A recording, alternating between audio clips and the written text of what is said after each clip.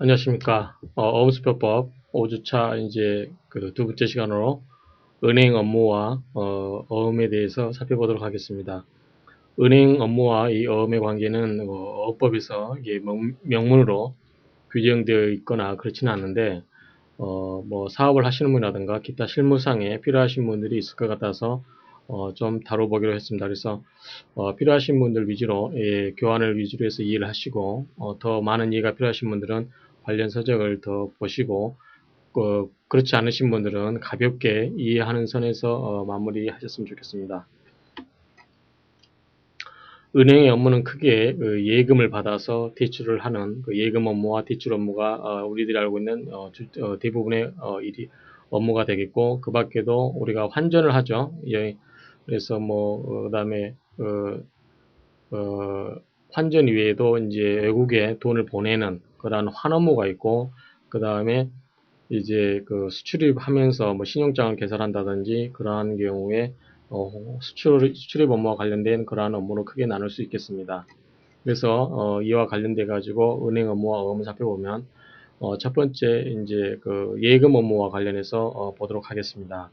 예금에 대해서 일반적인 의의에 대해서 먼저 살펴보게 되면, 예금이라고 하는 것은 우리가 가서 은행에다가 돈을 맡기는 거지 않습니까? 맡기는 건데 그 법률적 성질이 뭐냐에 대해서 우리가 대부분 이 학설은 소비임치로 봅니다. 소비임치라고 하는 것은 예컨대 여러분들이 친구에게 쌀 한 마를 구웠다. 그러면 나중에 그것을 갚지 않습니까? 갚을 때 그 구운 쌀을 그대로 갚을 수는 없지 않습니까? 같은 동종 유사한 그러한 품종으로 바꾸듯이 우리가 예금할 때 맡겼던 돈을 그대로 그 돈을 찾을 수는 없고 그와 같은 가치를 찾을 수 있는 거죠. 그렇게 생각하신다면 예금은 소비임치로 보는 게 맞고, 그 다음에 예금 업무는 이제 낙성계약이라고 합니다. 그래서 여러분들이 채권법 시간에 배웠겠지만 이 낙서 업무라고 하는 것은 당사자 간의 의사의 합치만으로 계약이 성립되는 건 계약을 말합니다. 이에 반해서 어떤 현실적으로 물건을 왔다 갔다 하는 게 요물 계약이라고 하는데, 이 요물 계약이라고 하기에는 우리가 언뜻 생각하기에는 이 예금 업무도 실제로 돈을 갖다 맡겨야만 예금 계약이 성립되는 게 아닌가 이렇게 생각하는데, 일단은 당사자 간에만 계약이 성립하고 추후에 돈을 불입한다든지 여러 가지 방법이 있을 수 있기 때문에 낙선 계약으로 이해를 하시기 바랍니다. 그 다음에 예금자가 어음과 같은 어음으로 은행에다 예금을 했을 때 언제 예금 채권이 발생하냐, 예금 채권이 발생한다라는 의미는 언제든지 여러분이 현금으로 돈을 찾을 수 있느냐라는 말입니다. 그래서 여러분들이 아마 경험을 해보셨을 텐데, 이 타행 수표를 여러분들이 은행에다가 돈을 맡기고 바로 현금으로 찾으려고 하면 현금으로 주지 않습니다. 그래서 그게 나중에 다음날 이 어음교환소에서 다 돌고 나서 그게 결제가 되었을 때 그때서야만 비로소 여러분에게 현금으로 주는데, 그게 보통 오후 3시 정도 되면 됩니다. 만약에 여러분이 필요하다는 경우는 그 타 점포에다가 그거를 의뢰를 할 수 있겠지만, 일반적으로는 타 은행 수표라든가 어음 같은 경우는 그렇게 이루어지고 있습니다. 그래서 이제 언제 예금 채권이 발생하냐에 대해서, 만약에 은행이 자기 점포, 자기 지점에서 발행한 그러한 어음이라든가 수표, 특히 자기압 수표 같은 경우는 바로 입금하자마자 현금과 같습니다. 왜냐하면 자기 지점에서 발행한 자기압 수표이기 때문에 언제든지 가능하겠죠, 확인이. 그렇기 때문에 그런 경우는 현금으로 인정을 해줍니다. 그러나 지점이 다르거나 그 밖에 다른 어음금을 입금했을 때는 그것을 상대방 지점에 가가지고 그것이 예금 잔액이 있는 것을 확인하고, 그러고 나서 거기에서 입금 절차를 마쳤을 때 그러할 경우에 예금 채권이 성립한다라고 할 수 있겠습니다. 그 다음에 은행이 타 정권으로 받은 경우는 출시 미임설과 양도설이 있는데, 자, 이거는 무슨 소리냐면 출시 미임설 입장에 섰을 때는 그 받은 거를 출심을 받은 거라고 인정을 해서 그거를 다른 은행에 타 점포에 가서 그것을 받아왔을 때 예금이 채권이 성립되는 걸로 보고, 양도시설라는 것은 받았을 때, 즉 은행에게 양도했을 때, 은행에서 받았을 때 그것이 예금 채권이 성립된다라고 하는 것이죠. 그래서 출시 미임설에 의하게 되면 출심을 받을 때까지는 예금이 성립되지 않는 거죠. 그래서 추심을 조건으로, 추심 결제되는 것 조건에서 예금이 그때 가서 비로소 발생되는 정지조건부 예금 채권인 것에 반해서 양도설에 의하면 은행이 그것을 받았을 때 예금이 성립되고 혹시라도 나중에 그 점포로부터 그 은행 결제를 못 받았을 때는 그때 가서 부도 처리된다. 즉 예금 채권은 발생하지만 그 받지 못했을 것을 시점으로 해서 예금 성립이 안 된다라고 하는 해제 조건부를 해제 조건부 예금 채권이라고 할 수 있겠습니다. 그래서 여러분들이 여기서 정지 조건부니 해제 조건부니 하는 말들은 여러분들이 민총에서 배우신 분도 있겠지만 안 배우신 분들은 이 민법 총칙의 이 조건부 법률 행위를 살펴보면 이 정지 조건부와 이 해제 조건부에 대해서 설명이 나와 있습니다. 자세히 설명을 거기서 참조하시고 여기서는 간략하게 말씀드렸습니다. 혹시라도 이제 처음 들으신 분들을 위해서 이 정지 조건부라고 하는 것은 이 계약 어떤 조건이 성립될 때까지는 이게 성립이 안 됐다가 조건이 됨과 동시에 이게 성립되는 거. 그 다음에 해제 조건부는 계약이 성립됐다가 해제 조건이 성립된과 동시에 계약이 없는 걸로. 근데 여러분들이 여러분들이 나중에 자녀들에게 네가 대학교 입학하면 내가 시계를 선물하마. 가지고 이때가 뭐냐면 합격 시점이죠. 그래서 지금은 시계를 안 주고 있다가 합격했을 때 시계를 주는 거, 이게 정지 조건입니다. 효력이 정지되어 있다가 그 조건이 성립되면서 그 효력이 발생하는 거. 그 다음에 해제 조건부는 내가 미래서 너에게 시계를 주마. 그래서 시계는 이미 주어져 있습니다. 그래서 합격이 안 되는 걸 조건으로 해서 합격을 못하게 되면 시계를 다시 빼앗는 겁니다. 그래서 이게 해제 조건부. 그래서 계약이 쭉 발생하다 어떤 조건이 만족스럽지 못해서 계약이 해제되는 거, 계약이 없어지는 거, 이거를 해제 조건부, 이거를 정지 조건부 이렇게 설명합니다. 자, 지급은 이제 은행이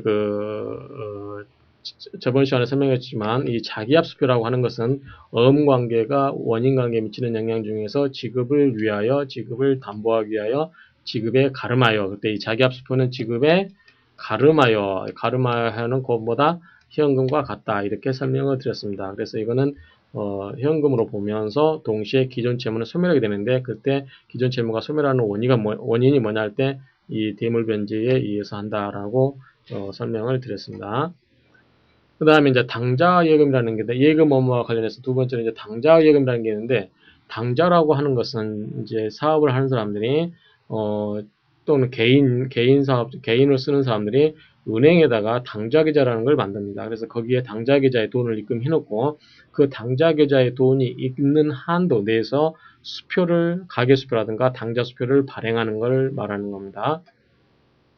자, 당좌예금도 똑같이 입금은 예금과 같고요. 그 다음에 지급은 자금관계에 의해서 지급을 한단 말은 그 말은 자금이 있을 때 그것을 수표라든가 그런 재신에게 지급을 한다는 뜻입니다. 그래서 이 당좌 계정 거래 계약에는 계정 거래 계약 사업자가 있고 개인이 있고 뭐 우편 대체라든가 우편 대체 수표 이런 것들이 있습니다.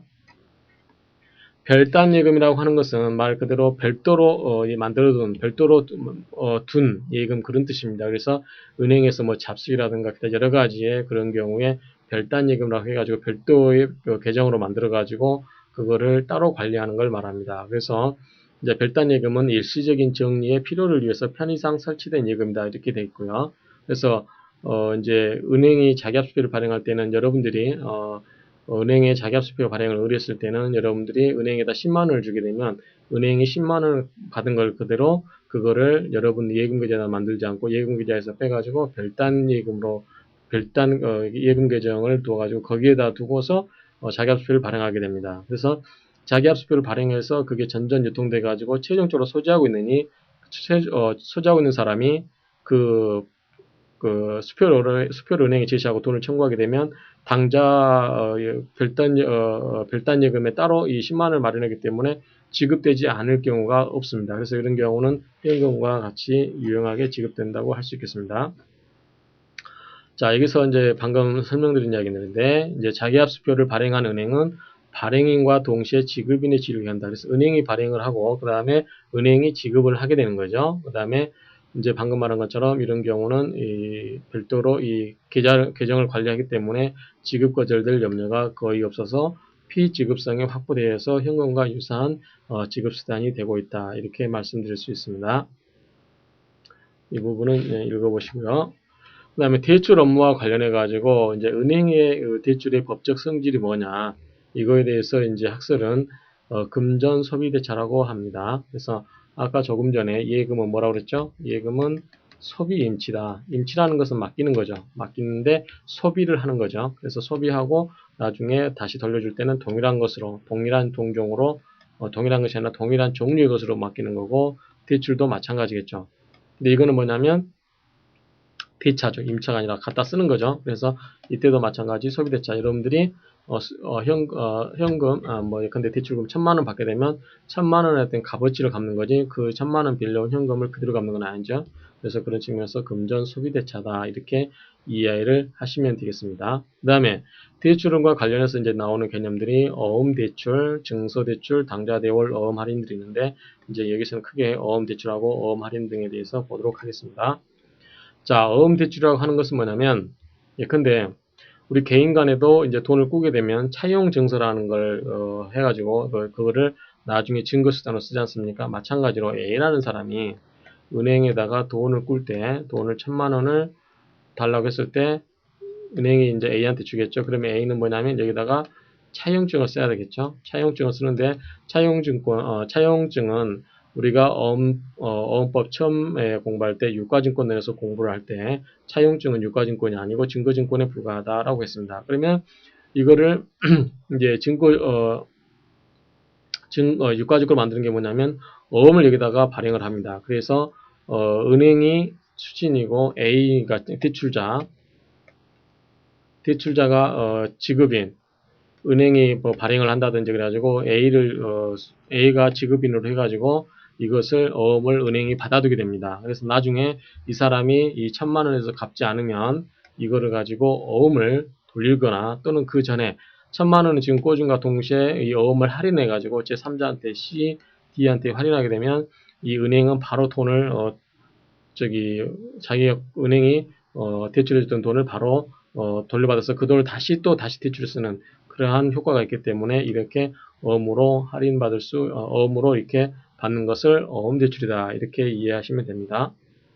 그래서 차주는 은행을 수취인으로 해서 대출용 약속어음을 발행해서 즉 A가 발행이 되고 은행이 수취인인데 약속어음을 발행하는 거죠. 그래서 이거를 갖고 있다가 이제 은행이 이거를 활용하는 겁니다. 자, 어음 개설하는 것도 있는데 어음 개설하는 것은 개설하는 게 고칠 개자, 그서자 그래서 다시 고쳐 쓴다 그런 의미입니다. 그래서 예컨대 어음 만기가 이때 끝난다. 그러면 이 구어음이 이쪽에 끝나고 있고 그 다음에 이 어음에 수반되는 기존 채무가 있죠. 기존 채무가 있고 어음에서 이렇게 어음을 발행해가지고 이렇게 만기가 있는데 이게 끝나는데 이걸 연장하고 싶다. 그럴 사유가 있을 필요가 있잖아요. 그래서 이렇게 이것을 연장할 때 이거를 없애는 걸 하고 이렇게 새로운 어음으로 만드는 거. 새로운 어음으로 만들기 때문에 구어음에서 기한 구어음상의 권리를 행사할 수 없겠죠. 그래서 이 새로운 어음상의 권리를 행사하거나 기존 채무의 권리를 행사할 수 있는 거. 이게 어음개서입니다. 그래서 여기서 보면 어음 개서에 의해서 기존 채무가 소멸하는 건 아니다. 그렇죠? 이 기존 채무는 별도로 존재하고 그 기존에 있는 어음만 옛날 어음만 무효라고 그것을 새로운 어음으로 만드는 거기 때문에 그렇습니다. 그 다음에 어음 개서의 법적 성질에서는 갱개라는 것은 새로 바꾼다 그런 의미고요. 대물변제라는 것은 예컨대 100만 원 갚을겠는데 이거를 뭐 쌀 한 가마니가 4만 원짜리로 하면 이거를 25가마니로 대신 바꾼다. 대신 물건으로 바꾼다. 그 말이죠. 그래서 현금 대신에 대신 물건으로 변제하는 게 대물변제. 갱개설은 다시 바꾸는 거. 이렇게 이해하시면 되겠습니다. 이러한 어음개서의 효력이라고 하는 것은 어음개설을 한 이상 은행은 차주에 대해서 어음상의 권리를 행사하지 못하고 이 말입니다. 그래서 구어음상의 권리를 행사하지 못하고 그 다음에 기존 채무의 권리를 행사할 수도 있겠지만 이게 변제기가 도래하지 않으면 역시 권리를 행사하지 못한다. 그래서 기존 채무상의 권리와 새로운 어음상의 권리를 행사할 수 있을 뿐이다. 라고 이렇게 이해를 하시면 됩니다. 그 다음에 이제 원인 채권이 있는데, 이때는 원인 채권을 할 때는 어떻게 되는지. 자, 어음 대출에 있어서 약속어음이 발행했습니다. 아까, 대출자가 발행인이고, 은행이 수취인. 이렇게 해서 이 돈을 1,000만 원 구워주고 차용증서와 또는 차용증서 없이 여기다가 어음을 이렇게 발행을 했습니다. 이럴 때 이 어음과 원인 관계에 대해서는 어떻게 되느냐. 그래서 저번 시간에 어음 관계가 원인 관계에 미치는 영향 중에 이 지급을 위하여, 지급을 담보하기 위하여, 지급에 가름하기 위하여 그럴 때 약속 어음의 경우는 뭐라 했죠? 지급을 담보하기 위하여 그랬습니다. 그래서 지급을 담보하기 위해서. 그러면 지급을 담보하기 위해서 할 때는 이 기존 채무와 이 어음상의 채무가 어떻게 된다고 그랬죠? 병존한다고 그랬죠. 병존. 그 다음에 이것은 여기서 이제 지급을 위해서 한 걸로 하고, 그 다음에 두 채권을 갖는데 이때 채권 기존 채무와 어음상의 권리를 행사를 어떻게 할 것이냐 할 때는 임의로 한다고 그랬습니다. 임의. 그래서 이때는 임으로 행사할 수 있다. 이 말은 원인 채권을 행사할 수도 있고 어음상의 채권도 행사할 수 있다. 그것은 채권자의 마음이다 라고 했습니다. 그래서 약속어음을 교부한 경우, 즉 약속어음, 어음을 대출금에 대한 어떤 담보용으로 이게 약속어음을 교부한 경우는 그거는 담보를 위하여, 즉 지급을 담보하기 위하여라고 해석하고, 그것은 채무가 병존하면서 동시에 채권자가 권리 행사는 어느 것이든지 할 수 있다. 참고로 지급을 위하여 하는 경우가 있었죠. 지급을 위하여 이런 경우는 뭐가 있었죠? 이런 경우는 채무가 병존한다고 그랬고, 두 번째는 권리 행사는 뭘부터 먼저 한다고 그랬죠? 이때는 어음상의 권리를 먼저 행사하고, 이게 변제되지 않으면 기존 채권을 행사한다. 이렇게 되어 있습니다. 그래서 이게 후, 어음상의 권리가 선, 이렇게 된다라고 해석했습니다. 근데 어음 대출과 관련해 가지고, 즉 대출과 관련해서 약속음을 교부한 경우는 담보로 제시했고, 그 다음에 채권 행사는 아무거나 먼저 할 수 있다라는 점을 이해하시고요. 그 다음에 어음 할인. 자, 어음 할인이라고 하는 것은 A와 B 사이에 어음을 주고받았는데, 자, B가 수취인이고 B가 수취인입니다. 그래서 여기는 이제 물건을 주고 여기는 이제 어음을 발행했겠죠. 그래서 B가 수취인이고, 이거를 C, D, E 이렇게 계속 배서해서 이용할 수도 있는 반면에 이 B가 은행에다가 가서 이 어음을 파는 겁니다. 그래서 이거는 매매입니다. 매매. 어음을 팔게 되면 이제 은행에서는 기타 여러 가지 만기까지의 이자라든가 수수료 이런 부분을 공제하고 나머지 금액을 주겠죠. 그래서 이거는 이런 의미에서 어음 할인이라고 하는 것은 어음의 매매다 이렇게 생각하시면 됩니다. 그래서 수표에는 만기가 없습니다. 그래서 수표 할인은 있을 수가 없으나 선일자 수표 등이 있는 경우는 가능합니다. 그래서 이 선일자 수표에서는 나중에 수표법 시간에 공부하도록 하겠습니다. 자, 어음 할인과 어음 대출은 어떻게 다르냐? 어음 할인은 실제로 어음을 파는 겁니다. 그래서 이 A와 좀 전에 이 A와 B 사이에는 기존 채권도 있고 기존 채무도 있고 그 다음에 어음 채무도 있는데 이것이 전전 유통되는 것과 관계없이 별도의 행위로 이렇게 어음을 은행이라든가 이런 데 파는 겁니다. 그렇기 때문에 법적 성질에서 어음 할인에 대해서는 매매설이 통설이고요. 그 다음에 어음 대출은 아까 이야기 뭐라 했죠? 금전 소비대차라고 그랬죠. 그래서 소비대차로 봅니다. 그래서 법적 성질이 다르고요. 그 다음에 어음 할인의 대상이 되는 어음에는 크게 이 상업어음이라든가 은행 인수어음, 화한어음 등이 있습니다. 그래서 일반적으로 어음을 이게 자기가 가지고서 어음상의 권리를 어음상 교부 방법에 의해서 전전 유통하는 방법이 있는 반면에 어음을 팔아가지고 거기에 대해서 현금을 받는 방법도 있다. 이렇게 이해하시고요. 자, 여기서 이제 판매 청구권이 나오는 게 있는데 여러분들이 아마 민법 시간에 이 환매와 재매매의 예약 이런 거에 대해서 아마 공부를 하셨을 겁니다. 혹시 안 하신 분이 있는가 모르는데 그분들을 위해서 약간 설명을 드리겠습니다. 자, A가 A가 집을 하나 갖고 있습니다. 그런데 돈이 필요합니다. 돈이 필요하기 때문에 은행 가서 대출 받아도 되지만 대출을 할 수 없다고 가정했을 때 친한 친구에게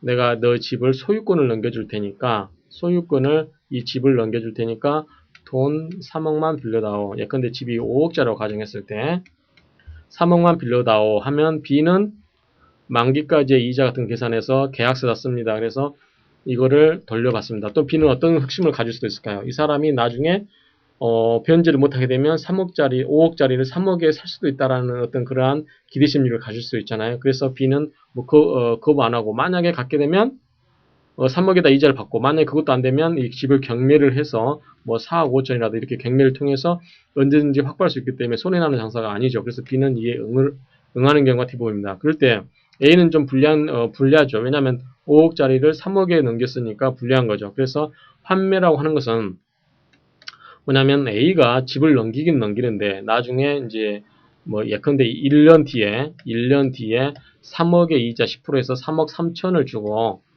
3억 3천을 변제하면 바로 내가 너로부터 집을 다시 가져올 수 있는 권리. 이게 환매죠. 이게 환매인데 돌아올 한자잖아요. 그래서 다시 집을 가져올 수 있는 권리. 그거를 내가 유보하겠다. 내가 갖고 있겠다. 그렇게 계약을 해서 집을 넘겨주는 겁니다. 그러면 소유권이 넘어갔기 때문에 실제로 누구 소유죠? B의 소유입니다. B의 소유. 그럼 B의 소유가 팔 수 있을까요? 없을까요? 팔 수 있습니다. C한테도 팔 수 있고 팔 수 있는데 다만 등기부상에 환매권을 등기를 해놓게 되면 집을 사는 사람은 이 집이 A가 환매권 의사표시만 하게 되면 다시 원상복귀 돼버립니다. 일방적인 의사표시로 B라든가 C의 승낙을 필요로 하지 않습니다. B의 일방적인 의사표시에서 다시 B에게로 소유권 이전되기 때문에 C는 불안한 거죠. 그렇기 때문에 쉽게 환매권이 있는 집을 사기가 쉽지 않습니다. 그래서 이러한 경우에 이제 일방적 A의 의사표시에 일방적 의사표시에서 법률적 효력이 발생하는 것 이것을 형성권이라고 합니다. 형성권. 그래서 A의 일방적 의사표시에서 이렇게 돌리는 거. 재매매 예약도 마찬가지입니다. 나중에 다시 매매를 다시 하기로 하는 거. 그래서 그거를 예약해 놓는 거. 이렇게 이해를 하시면 됩니다. 그래서 자세한 내용은 여러분들이 채권법을 공부하시면 되고요. 마찬가지로 이제 이 어음과 관련해서는 A하고 B하고 해서 물건을 주고 B가 수취인이 됐죠. 얘가 발행이 되고 그래서 이 수취인이 은행에다가 어음을 할인했습니다. 즉 어음을 판 거죠. 어음을 팔았습니다. 그때 A는 어음을 팔면서 기분이 그렇게 과히 좋지는 않을 겁니다. 왜냐하면 만약에 어음이라고 하는 것은 만기에 돈이 지급되어 봐야만이 알 수 있기 때문에 그렇습니다. 그래서 예컨대 1억짜리를 할인해가지고 9천만 원에 팔았습니다. 그래서 A는 은행으로부터 9천만 원을 받았는데 만약에 은행이 나중에 B한테 돈을 달라 청구를 했는데 청구를 했음에도 불구하고 돈이 지급되지 않죠. 그러한 경우에 은행은 A에 대해서 다시 이거를 사가라고 할 수 있는 권리가 있습니다. 그게 뭐냐면 환매 청구권입니다. 그래서 이 환매 청구권이라고 하는 것은 할인어음이 부도되거나 부도될 우려가 있는 경우와 같이 할인어음의 신용이 악화된 경우에 할인은행이 할인의뢰인에 대해서 할인어음의 환매를 청구할 수 있는 권리, 다시 어음을 사가라 이렇게 청구할 수 있습니다. 이건 무슨 권? 이건 형성권이라고 보시면 됩니다. 그래서 이 할인어음의 법적 이제 그럼 이런 환매 청구권의 법적 성질은 뭐냐 해야 되는데, 요거는 이제 어음 할인을 뭘로 보냐에 따라서 다릅니다. 왜냐하면 어음 할인과 관련되는 거니까요. 어음 할인을 매매서로 본다. 또 아까 소수설은 뭐가 있냐면 소비대차설이 있었죠. 여기에 다수설이고 여기에 소수설입니다. 네, 매매설로 보면은 다시 사가는 거니까 이건 뭡니까? 이거는 대금 반환 청구권이 되는 겁니다. 그 다음에 왜냐하면 사가고 돈을 준 거니까 그 대금을 다시 반환해 달라고 하는 거고, 소비대차라고 하는 것은 뭐죠? 이거는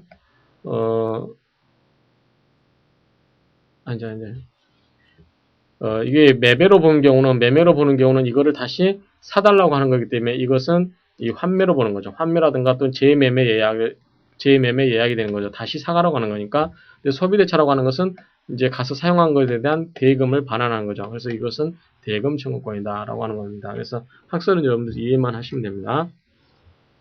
환매 청구권 행사도 마찬가지고 같은 취지에서 그게 이제 어떤 거냐에 따라서 그거를 재매매로 보느냐, 뭐 이렇게 소비자로 보느냐에 따라서 달라질 수 있는 내용입니다. 그래서 이런 부분들은 여러분들이 이해를 하시게 되고, 다만 이제 환매 청구권은 이게 어음상의 권리가 아닙니다. 어음상의 권리는 어떻게 행사를 해야 된다고 그랬죠? 어음상의 권리라는 것은 제시를 해야 되고, 제시인 고성 때문에 제시를 해야 되고, 그 다음에 이거를 상환도 해야 됩니다. 그렇지만 이 환매 청구권이라고 하는 것은 어음과는 별도로 생기는 계약상의 권리입니다. 그래서 계약상의 권리이기 때문에 어음상의 권리 행사 방법인 어음의 제시라든가 교부가 필요하지 않다라는 점, 이 점을 유념해 두시기 바랍니다. 자, 어음 할인과 환매 청구권의 효과를 보게 되면, 자, 환매 효과가 발생하는 경우 할인 의뢰인은 할인 은행에 대해서 일정한 금액의 지급 채무, 환매 채무를 부담하게 되는 거죠. 당연하게. 그 다음에 여기서 이제 가장 큰 문제는 뭐냐면, 이 환매권을 은행이 갖게 되면 이제 여기 상계적 사항과 만들어서 예금과 할인 은행의 예금과 상계적 사항을 만들어 가지고, 예컨대 이 사람이 은행에 예금도 있고 이 사람이 이제 어음상에 그것도 있는데, 이거를 상계적 사항 만들어 놓으면 은행은, 자, 은행 이 사람에 대해서 채권자들이 채권을 행사하기 위해, 채권을 보전하기 위해서 은행 예금에 압류를 할 수가 있습니다. 그러면 은행은 압류가 먼저인 경우는 압류에 뺏기겠죠. 그러면 은행은 이 돈도 어음금도 돈을 못 받고 예금도 뺏기고 이렇게 돼버리면 은행은 손해 나죠. 그래서 은행은 어떻게 하냐면 이 예금을 어음하고 상계적상을 시켜놓게 되면, 이 상계적상을 만들어 놓으면 이 채권자들이 이 예금에 대해서 이 압류를 할 수 없습니다. 그래서 강제 집행을 할 수 없기 때문에 은행의 채권을 확보하는데 유리합니다. 그래서 이러한 경우는 여러 가지 의미에서 이렇게 환매 청구권을 은행이 보유하려고 하는 것입니다. 그래서 가장 큰 의미는 상계적상을 만들어서 이 어음상 채무자의 채권자로부터 은행을 보호하는 방법이 될 수 있다라는 측면입니다. 그 다음에 소멸시효는 이제 소멸시효는 크게 민사 소멸시효가 있고 상사 소멸시효가 있는데, 민사는 10년, 상사는 5년입니다. 그래서 우리 상사는 5년인데, 자, 은행하고 거래하게 되면 은행은 당연상행입니다. 그래서 당연히 우리 상법 3조의 일방적 상행의 경우에도 상법을 준용하도록 하기 때문에 이때는 상사 채권으로 봐서 5년이라고 볼 수 있겠습니다. 그 밖에 어음상의 권리라고 하는 것은, 어음상의 권리는 어음법상의 기타 시효기간이 별도로 적용된다라고 할 수 있겠습니다. 그래서 뭐 주채무자에 대한 3년, 뭐 소유권에 대한 이런 식으로 1년 이런 식으로 이 별도로 시효기간이 진행된다는 점, 이렇게 이해하시면 되겠습니다. 자, 이번에는 환원문인데, 환원무라고 하는 것은 바꾸는 거죠. 그래서 이 환원무라는 것은 직접 현금을 운반하지 않고 격지자 간의 채권, 채무, 기타의 자금 관계를 결제하는 업무다. 이것이 이제 이 어음수표가 이런 것으로 이용될 수 있는데, 쉽게 이야기해서, 자, 여러분이 A가 한국에 있고요. 자녀 B가 미국에 있습니다. 자, 공부를 하고 있죠. 그래서 여러분 사모님이, 아니면 여러분 아는 사람이 미국을 간다길래 $10,000를 송금하려고 합니다. $10,000 송금할 때 이렇게 송금 은행을 통해서 바로 붙이기도 하지만, A가 은행에 가다가 은행에서 그 돈을 $10,000를 주고, $10,000에 상당한 한국 돈을 주고 미국 돈 $10,000를 이렇게 받습니다. 그래서 이거를 어떻게 하냐면 C한테 줍니다. 이게 뭐냐면 수취인이겠죠. 수취인 주면 C는 이걸 미국으로 비행기 타고 날아갑니다. 날아가서 자녀 B한테 줍니다. 그러면은 B는 요 은행의 은행 지점이라든가 미국에 거래하는 은행에 가서 이걸 가서 돈을 찾습니다. 이거를 수표 같은 걸 제시하고요. 그러면 돈을 A가 B에게 $10,000를 송금한 것과 같은 동일한 효력이 있는 겁니다. 그 이용된 게 어음이라든가 수표라는 거죠. 이러한 업무를 환업무다, 이렇게 이해하시면 됩니다. 대표적인 이제 송금한 중에 송금수표가 있는데, 이 송금수표라고 하는 것은 송금은행이 송금의뢰인으로부터 송금 대급을 수납하고 자기의 본지점 또는 환거래은행, 코레스방크, 그 상대방 은행을 지급인으로 해서 발행한 수표를 송금의뢰인에게 고발하면, 송금의뢰인은 동수표를 송금수취인에게, 즉 B에게 송부합니다. 그때 송금수취는 이걸 가지고 지급인, 여기서는 이 은행이죠. 미국에 있는 은행에게 제시해서 지급을 받으면 송금의 목적을 달성하는 수표다. 이렇게 이해를 하시면 됩니다. 개념만 이해를 하시고요. 그 방금 설명된 부분은 이 부분입니다. 그래서 송금은행은 우리나라 한국에 있는 은행이고, 이 사람은 송금은행은 A, 이제 그 자녀를 둔 가장이고요. 그래서 이 사람이 $10,000를 송금하고 싶을 때는 이 사람이, 이 은행에다 돈을 내고 $10,000에 대한 수표를 받아가지고 이거를 수취인에게 보냅니다. 그럼 수취인이 보내주면 이 사람이 쭉 가지고 있다 미국 가서 누구한테 줍니까? 자녀 B에게 주죠. B는 다시 이걸 가지고 미국에 있는 이 지급은행에 가서 돈을 달라고 합니다. 그러면은 이 돈을 주는 거죠. 그래서 이렇게 멀리 격지자 간에 돈을 주고받을 수 있는 거래로 어음수표가 쓰일 수 있다라고 하는 측면입니다. 그러면 송금은행과 지급은행, 즉 이게는 발행인이죠. 발행인과 지급은행 간에는 자금 관계가 있다. 이렇게 이해하시면 됩니다. 그래서 송금은행, 즉 송금은행이 발행이 되고 송금의뢰인이 수취인 되고 이걸 배서에 의해서 이렇게 쭉 전전 유통된다라고 이해를 하시면 됩니다. 자, 대금 추심. 추심이라고 하는 건 뭐죠? 추심이라고 하는 것은 이제 그 가서 돈을 찾아온다 이런 의미로 이해하시면 됩니다. 쉽게 이야기해서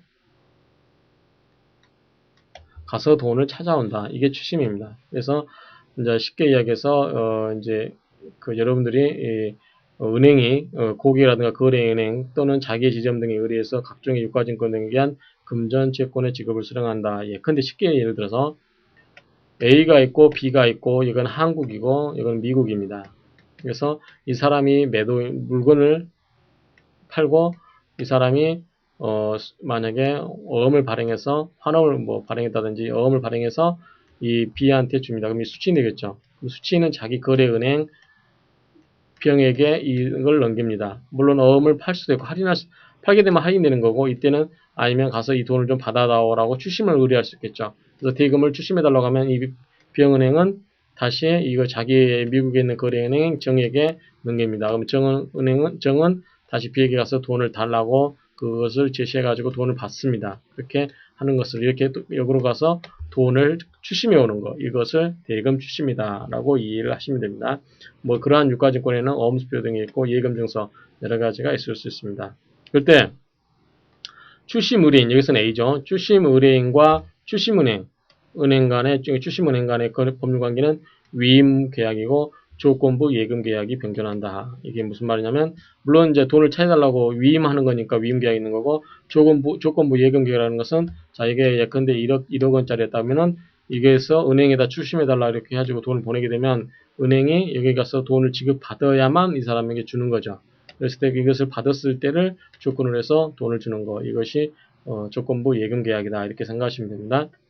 그 다음에 이제 이러한 유임계약이지만 여기서는 엄격한 선관주의임을 부담한 것은 아니다라고 하는 이야기가 있습니다. 그래서 이상으로서 우리가 지금까지 개괄적으로 여러분들이 뭐 크게 많이 이렇게 널리 아실 필요는 없지만 일반적으로 은행 예금하고 대출하고 환음 관련해 가지고 어떻게 어음이 이용되고 있나 이러한 내용을 살펴봤습니다. 그래서 이렇게 어음이 이러한 쪽에서도 은행 업무와 관련해서 이용되고 있다는 점을 이해를 하시기 바랍니다. 그래서 이러한 선에서 이렇게 이해를 하시고 더 지식이 필요하신 분들은 관련 서적을 더 읽어보시고 공부하시기 바랍니다. 수고하셨습니다.